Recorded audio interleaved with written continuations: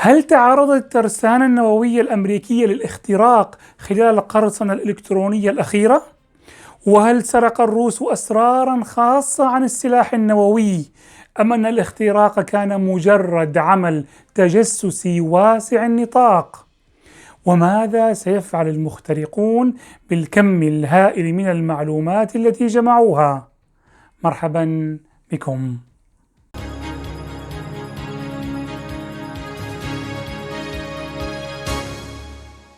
هناك سؤال يجول في ذهني وأرجو أن تساعدوني في الإجابة عليه في التعليقات. تعرضت أمريكا خلال سنة الانتخابات الأمريكية عام 2016 إلى قرصنة إلكترونية، وقد تحدثت عنها سابقا وبإمكانكم مشاهدتها من خلال هذا الرابط. ثم تعرضت كمان مرة أخرى لقرصنة إلكترونية خلال سنة الانتخابات 2020 وتحدثت عنها الأسبوع الماضي. السؤال: هل هي مصادفة أن تتزامن القرصنة الإلكترونية مع شهور الانتخابات الأمريكية في كل مرة؟ يهمني جدا الاستماع إلى تحليلاتكم حتى نستفيد من بعضنا البعض. في 17 ديسمبر 2020 يعني الأسبوع الماضي بس، عقد الرئيس الروسي فلاديمير بوتين المؤتمر الصحفي السنوي، حيث يلتقي فيه مع مختلف شرائح المجتمع الروسي، وهو مؤتمر طويل نسبيا حوالي 5 ساعات. شاهدت المؤتمر كاملا وكنت أتابعه بعين شبه فاحصة، مع محاولة مستميتة مني لمدافعة النعاس وموجات التثاؤب التي كانت تباغتني على حين غرة. يعني أحيانا يضطر الواحد يتابع لقاء ساعة أو ساعتين بحثا عن معلومة لا تتجاوز مدتها دقيقة واحدة، لأنها تكون مختبئة في ثنايا الكلام. ما علينا، خلينا نرجع لصاحبنا بوتين. خلال المؤتمر سألته إحدى الصحفيات إذا لم يتم تجديد اتفاق خفض السلاح النووي بين أمريكا وروسيا الذي سينتهي في عام 2021، يعني بعد كم شهر، فهل هذا يعني بداية سباق تسلح بين البلدين؟ فأجاب بوتين بأن سباق التسلح قد بدأ أصلا، ونحن في تطوير دائم لترسانتنا، وخاصة الأسلحة الصوتية وفوق الصوتية التي لا يستطيع نظام الدفاع الصاروخي الأمريكي اعتراضها بحسب قول بوتين. طيب، خلينا نضع هذه النقطة في أذهاننا ونحن نتحدث عن موضوع اليوم، لأن قراءة الحدث من زوايا مختلفة قد ربما تقدم لنا تصورا مثيرا للاهتمام. ذكرنا في الحلقة الماضية أن الاختراق كان قائما ل9 أشهر والأمريكان نايمين، مما يعني أن الروس خلال هذه الفترة قاموا ببناء أبواب خلفية سرية للاستمرار في تسريب المعلومات للخارج حتى بعد اكتشاف الاختراق وإيقافه من قبل الأمريكان. ولتقريب الصورة خلونا نتصور أن شبكة الحاسب الأمريكية المخترقة هي بمثابة قلعة محصنة الأسوار والأبواب، لكن تسلل الروسي بطريقة ما عن طريق ثغرة إلى داخل القلعة، وبدأ بحفر عدة أنفاق سرية تصل بين القلعة والعالم الخارجي لتسريب البضائع أو البيانات والمعلومات. هذا النفق السري في عالم السايبر يسمى باب خلفي، باك دور. بعد فترة انتبه الأمريكي إلى وجود ثغرة في الشبكة أو القلعة، فقام بسدها وبدأ بحملة بحث وتطهير داخلي، ثم اكتشف وجود بعض الأنفاق أو الأبواب الخلفية. التحدي الصعب هنا أن الأمريكي لا يعلم كم باب خلفي موجود أو نفق داخل القلعة الأمريكية الشبكة. فمثلا إذا استطاع الأمريكي أن يغلق 20 باب باك دور أو ثغرة، فمن المحتمل أن الروس يمكن بنوا 250 باب. لذلك فعملية تأمين الشبكة أو القلعة ستأخذ شهورا طويلة لتأمينها، وخلال هذه الفترة سيستمر الروس في التسريب. هل اخترقت شبكة الترسانة النووية الأمريكية؟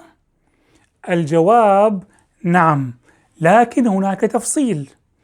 أكدت وزارة الطاقة الأمريكية ووكالة الأسلحة النووية بأنها رصدت أنشطة مشبوهة في الشبكة التي تشرف وتراقب على ترسانة الأسلحة النووية، ولديهم أدلة على أن المخترقين دخلوا إلى الشبكة كجزء من عملية تجسسية كبرى. كما اكتشفت كمان أنشطة مشبوهة في شبكات هيئة أمريكية ثالثة مسؤولة عن الحفاظ على سلامة الترسانة النووية، واسمها المعامل الوطنية سانديا ناشونال لابوراتوريز.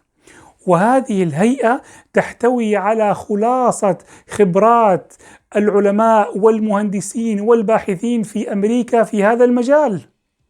أكثر من ذلك، يوجد اشتباه بحصول اختراق لشبكة الإدارة المسؤولة عن تنظيف النفايات النووية. واكتشف كذلك أنشطة مشبوهة في شبكات هيئة مركزية خامسة اسمها الهيئة الفيدرالية لتنظيم الطاقة. التخريب للأمانة في هذه الهيئة الفيدرالية لتنظيم الطاقة كان مثلا نسبته أكبر بكثير مقارنة بالمنظمة المسؤولة عن سلامة الترسانة النووية.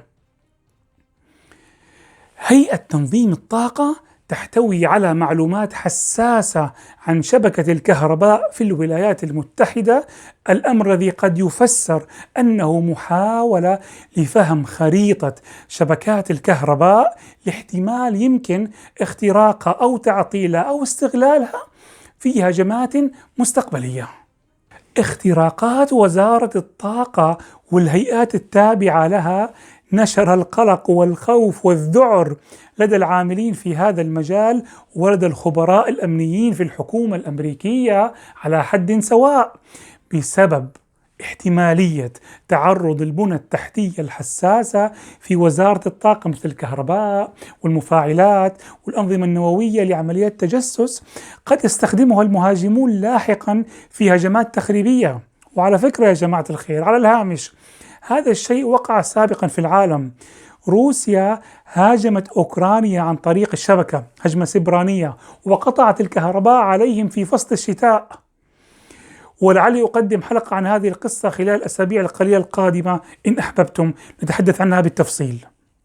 نرجع إذن، فوزارة الطاقة الأمريكية أكدت تعرضها للاختراق السبراني عن طريق الشبكات، ولكن قالت بأنها استطاعت عزل البرمجية الخبيثة، وأن الاختراق لم يؤثر على الأعمال الرئيسية الكبرى التي تخص الأمن القومي، بل تم محاصرة البرمجية وعزلها في الشبكة الإدارية للوكالة النووية الوطنية.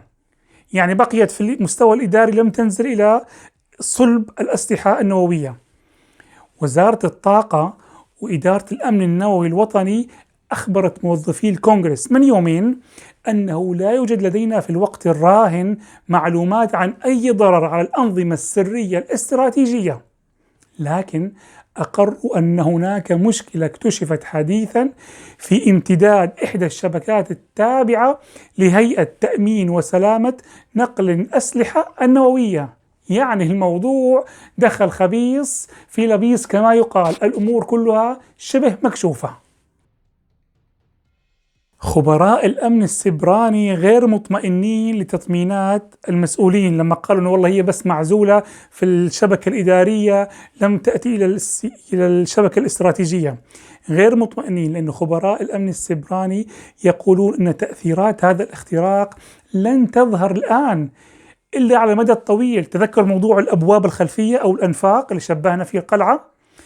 طالما استطاع المخترق الوصول إلى شبكتك فلا يهم هل وصل البيانات الحساسة ولا ما وصل، لأنه بمجرد الوصول إلى الشبكة، مثلا شبكة الاي تي، فهذا يعبد لهم الطريق ليصلوا إلى شبكة أخرى مثلا اسمها الاو تي، وبالتالي هو يفهم البروتوكولات وطبيعة الشبكة ومفاتيحها وآلياتها، فيستطيع أن يقفز من هذا الاختراق إلى اختراق أعمق في نفس الشبكة. ماذا يريد الروس؟ الإجابة كلمة واحدة: معلومات. هناك اعتقاد كبير أن عملية الاختراق هي عملية تجسسية وليست تخريبية، بمعنى لم يتم مسح أو التلاعب أو تعديل البيانات الحساسة. ولكن هذه الخطوة بذاتها مخيفة ومرعبة جدا. ليش؟ لأن المعلومات الاستخباراتية هي الأهم قبل حدوث أي معركة أو اشتباك، وما فعلته روسيا هو تجميع استخباراتي واسع المستوى لبيانات حساسة. والسؤال الأخطر: ما الذي سيفعلوه بهذه المعلومات؟ وهل تعتقدون أنهم سيطوعونها لمصلحتهم في أي هجوم مستقبلي؟ وهل هذا التصرف بمثابة إعلان حرب أم أنه لا يرقى لذلك؟ أخبروني برأيكم في التعليقات. طبتم وطابت أوقاتكم.